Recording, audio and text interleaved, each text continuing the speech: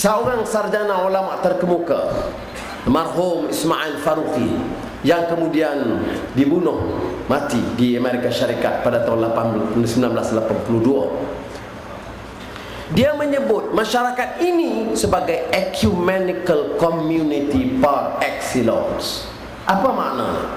Masyarakat bukan sekadar masyarakat. Masyarakat tegak dengan keyakinan. Masyarakat tegak dengan membentuk akhlak yang baik. Masyarakat tegak kerana senang dengan kebaikan, senang dengan ma'ruf, senang dan inginkan keadilan, dan bencikan kerasuah, bencikan ketidakadilan, bencikan kezaliman. Ini masyarakat yang dapat ditegakkan, yang disebut jilun Quraniyun farid, generasi Quran yang istimewa. Sudah-sudah, mengapa disebut par excellence, excellent, itqan fil amal, rumusan hadis Rasulullah SAW. Masyarakat ini kerjanya kuat, masyarakat ini punya disiplin, masyarakat ini mau kejayaan dunia dan akhirat, masyarakat ini mempertahankan kebaikan bagi semua ahli-ahlinya. Ini persiapan sehingga berlakunya peristiwa hijratun Nabi Muhammad SAW, melibatkan tenaga muda Ali bin Abi Thalib, sahabat setia Abu Bakar Siddiq radhiyallahu anhu, melibatkan wanita termasuk Baitul Nisa,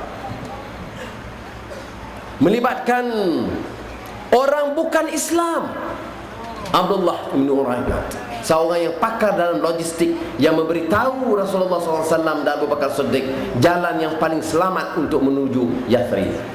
Jadi sudah hijrah ini ada makna kepada kita. Tenaga muda, sahabat karib yang setia, wanita, masyarakat Islam, dan penyertaan bukan Islam, dengan syarat dia tegak pada prinsip kebenaran dan keadilan.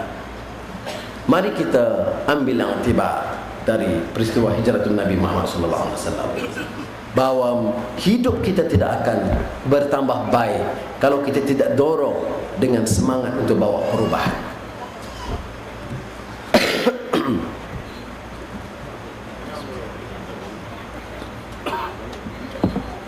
Sudah yang mati sekalian, mukadimah ini serius sikit, karena saya ingin jelaskan bahawa bila kita sebut islah mastata'tu, reformasi dan perubahan sedaya upaya kita bukan menganjurkan kekacauan, kita bukan menganjurkan fitnah.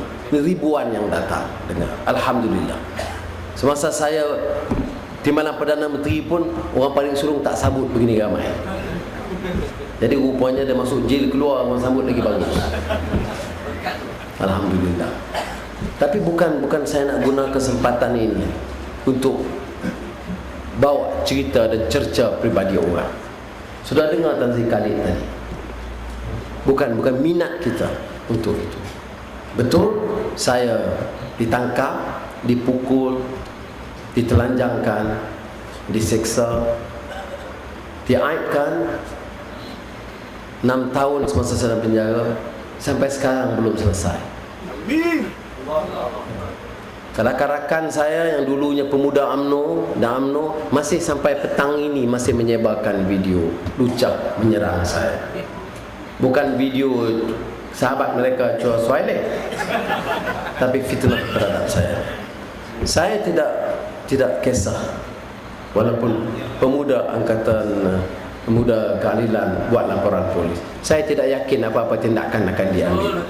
Saya tidak peduli. 10 tahun kamu hina saya, 10 tahun kamu fitnahkan saya dan aibkan saya, harga barang tetap naik, jenayah kian bertambah.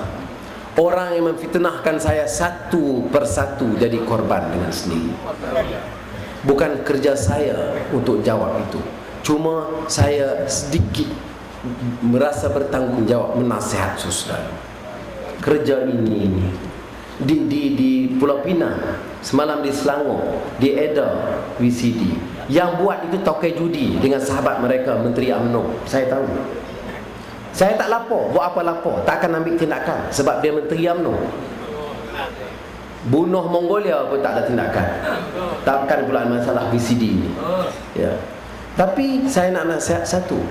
Di Selangor malam tadi, dia ada mula dengan ayat Quran, kemudian fitnah saya, sambung ayat Quran, kemudian buat yang lucah terhadap saya. Saya nak sebut di sini, hukumnya jelas. Jadi saya hanya nak nasihat supaya jangan kita terjerumus dalam kategori fasik dan hukum qazah dalam Islam. Nak fitnahkan saya, siapa nak percaya, percaya, siapa tak percaya, alhamdulillah. Saya tak ada kisah lagi dah. Karena bagi saya sudah nafikan, saya dah disiksa, saya dah dipenjarakan 6 tahun. Lepas tu mahkamah kata tak apa, tak salah. Tapi yang saya nak sebut ini, yang perlu mereka jawab. Dia tak mau jawab itu, sebab itu dia serang kita secara peribadi yang jahat. Saya nak tanya umpama kes Menteri Kesihatan. Sudah, bukan kerja saya. Tapi yang saya aneh, mengapa yang pemimpin UMNO nak terang-terang nak taat setia ni, apa dia? Dia dah berhenti, sudah. Tapi nak tunjuk betapa rendahnya moral kita. Tapi kalau bercakap di kampung, bukan main. Kita dalam Islam hadari apa macam ya. Jadi saudara, sebab itu kadang-kadang kita kena istighfar kepada Allah SWT. Lihat kadang hal-hal ini hanya berbangkit satu demi satu, tak berkesudahan. Tapi yang saya nak tanya berdasarkan fakta, saya umumkan dalam beberapa bulan yang lalu, kalau ditakdirkan Allah SWT, kita dapat menguasai pemerintahan negara ini, insya-Allah. Kalau ditakdirkan menang Parit Sulung ni, Batu Pahat, Muar, Ledang umpamanya, malam ini umum kemenangan kita. Esok di antara tugas pertama saya, selain menyelesaikan soal pentadbiran pemerintahan, saya akan umumkan dengan ini harga minyak di seluruh negara diturunkan dengan serta-merta. Bila saya umumkan perkara itu, pemimpin-pemimpin UMNO gelabah. Timbalan Perdana Menteri marah saya. Dia tak sebut nama, tapi dia kata orang yang tak reti ekonomi. Amboi. Saya dulu 8 tahun Menteri Kewangan Malaysia, bukan Menteri Kewangan Mongolia. Tentu ya. Dan dia kata kalau turun harga minyak, bankrupt negara ini. Datuk Najib, dengar abang kamu nak nasihat.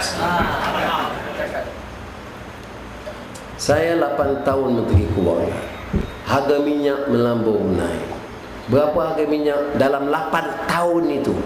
Kekal RM1.10. Naik sekali 3 sen. Saya tengok orang susah, 3 sen. Saya turun balik RM1.10. Cuba ketua UMNO bahagian cek file.